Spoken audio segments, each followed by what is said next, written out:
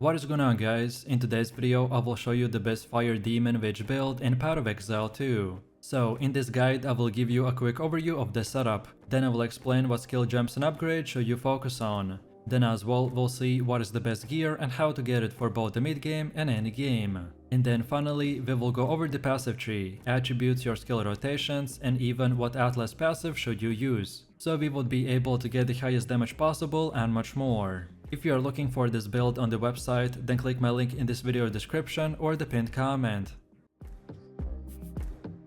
This setup's main focus is to scale fire from our attacks and target big enemy groups to then set them on fire and explode. We are going to be taking the advantage of seemingly limitless power scaling of the demon and then the massive damage of the fire skills that will help us to decimate endgame content with ease. While leveling, we are going to be similar to other casters, so we should fire, things die, we level. However, the endgame is a different beast, because once we get our basic fire setup, we can then start all the maps in the demon form and kill enemies, while its effect ramps up to 70 to even 100 stacks plus, which then we disable the form and instantly reapply to the start demon form all over again, and this way we will be able to stay in the demon form forever, while also having insane amount of DPS stacks at the same time. So let me show you the build, and for the main class I have chosen to go with the witch, and our Ascendancy is the Infernalist.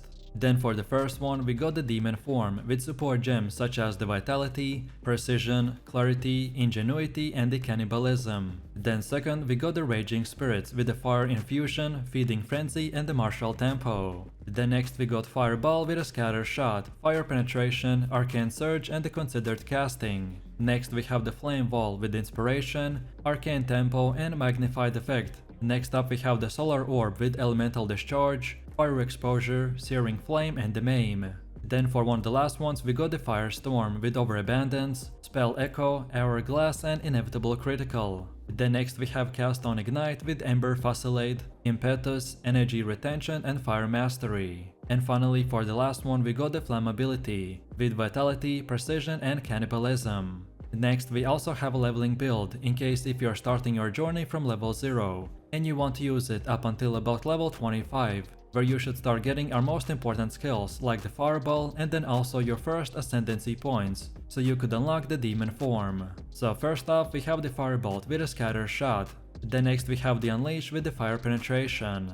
Then next we also got the Flame Wall with the Inspiration and the Arcane Tempo. And then finally we are using the Raging Spirits with the Fire Infusion and the Feeding Frenzy. This is your basic setup up until you get our build's two most important skills. In the early stages of progression we are just like a normal caster, which uses fire skills to set the enemies on fire. Next up we have our passive tree, and if you are interested in a full in-depth guide on how it works, then check out my beginner guides. So let's take a look at our setup, and we want to start at this energy shield node. Then keep going like this until we get to the mana blessing. Then next we keep continuing moving forwards, and on our way grab this breath of fire and also the arcane blossom. Next up we want to go to the left and keep going until this circle.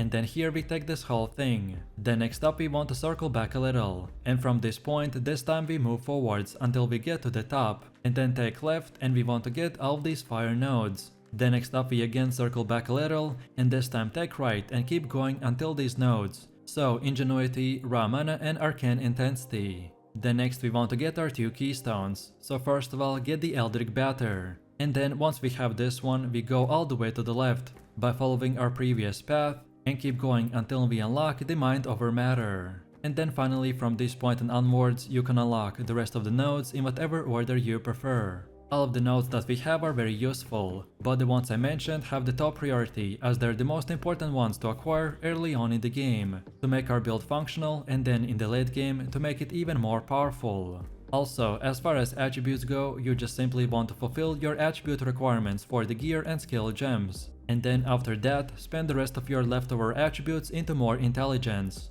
And then now let's go all the way to the middle again, and for our Ascendancy build this is what we have. So at the beginning you want to unlock the Demonic Possession, then second get the Master Darkness, then third get the Altered Flesh, and finally for the last one we want the Baydad's Gaze. In PoE 2, earning skill points take a lot of hard work, so it will be smart not to spend your points recklessly. Of course, you can refund your passive points later, but only at a cost, so following a specific setup is extremely useful. If you're following this build, then make sure not to deviate from it, as some of the decisions that I made might not make sense at first, but is going to pay off later. And don't forget to check this video's description to find the link for this website, and this should make it easier for you to follow the tree.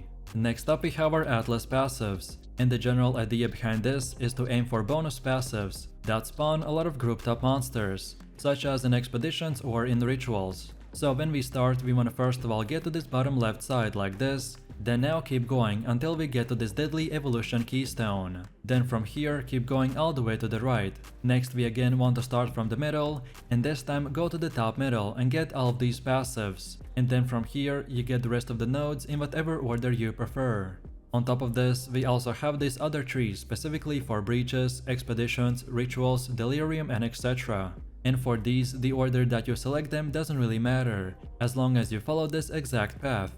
So this is what we have for the ritual, then we got the delirium, then next we got the bosses, and then also specifically we have the pinnacle bosses. Then also we got the expeditions, and finally here we have for the breach. If you're looking for a full Atlas tree tutorial, then just watch my beginner guide. Then next we have our gear. The weapon of our choice is the attuned wand, which gives us mana drain, and for bonus stats we mainly want increased fire damage, increased spell damage, or pretty much anything else that will increase our level or DPS of our spells. Next we also have our offhand, the advanced crystal focus, with energy shield, and for more we need increased mana energy shield, increased energy shield recharge rate, and fire resistance. Then for the helmet we have the advanced wicker tiara with energy shield, and for more we need max life, increased maximum energy shield, chaos resistance and life regen per second. Then for the chest we have the ghost right with energy shield, and we mainly want to get this armor for the chaos resistance, and because our 50% of max life is now converted to the energy shield,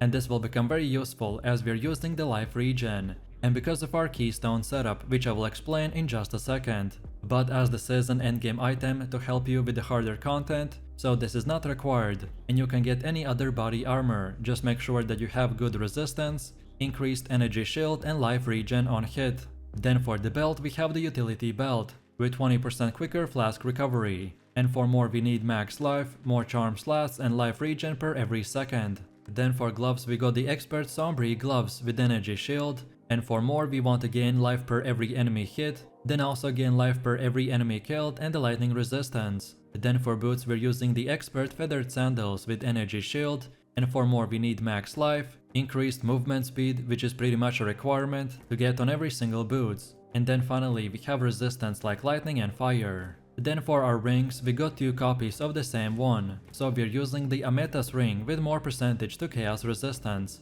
life regen per second and fire resistance. This is for sure one of the best rings, as it's pretty hard to find any good items with a chaos resistance. And then finally for the amulet we got the lunar amulet with max energy shield, max life, life regen per second and cold resistance. No matter which gear you choose, you at least want to try to get 75% resistance cap on all 4 elements. This is a starter setup, which should be more of an example of what stats and prefixes to look for. Then next we have the runes. During early item progression, most gear is socketed with the resistant runes, like the desert rune, glacial rune or the storm rune. But once your elemental resistances have been capped, and elemental resistant runes are no longer necessary, then you want to opt in to increase your maximum life with body runes, or consider socketing a soul core. But right now for my whole setup I'm using the iron rune.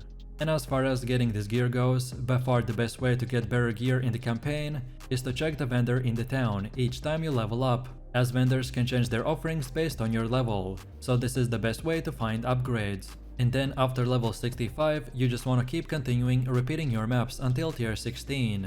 And again, for more in-depth guides, check out my gearing guide video. Then on top of this, we need to quickly look into the charms. Charms are incredibly useful, as by having the right one equipped at the right time can save you from dying. If you are struggling with certain bosses, then look into what damage type they are using, and then use that specific charm to increase your resistance. For me personally, I like to use the Taving charm for when I become frozen, then the Stone charm for stuns, and finally the Ruby charm for fire damage. But as I said, which one you choose will entirely depend on the enemies that you are fighting, so feel free to experiment and mix and match.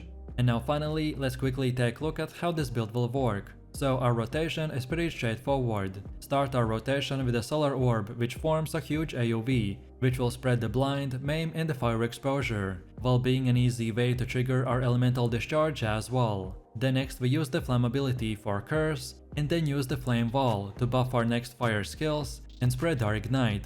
And then from here we just cast the firestorm and finish it off with the fireball, which will do massive amounts of damage while the rest of our spells are active.